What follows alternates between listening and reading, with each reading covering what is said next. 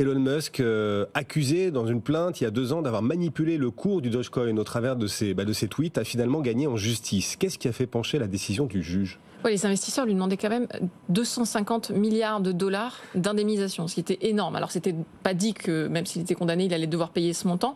Mais c'est vrai que c'était un fort enjeu, même pour Elon Musk. Alors, ce qui a fait pencher la balance, tout simplement, c'est la nature des propos d'Elon Musk, pour lesquels il était accusé finalement. Et en fait, quand on lit notamment les tweets qu'avait fait Elon Musk sur le Dogecoin, c'est vrai que c'est risible. C'est-à-dire qu'il disait le Dogecoin est la future monnaie de la Terre, j'en ai acheté pour mon fils, je vais envoyer un vrai Doge sur la Lune dans une fusée, et puis c'est le Dogecoin qui financera la mission.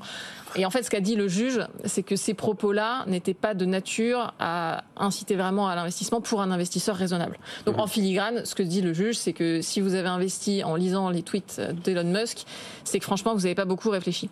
Donc, et honnêtement, c'est vrai que quand on lit ces tweets, c'est compliqué de se dire qu'un investisseur raisonnable a pu adhérer à ça de manière vraiment sérieuse. Maintenant, ça reste une appréciation subjective du juge, en l'occurrence très favorable à Elon Musk.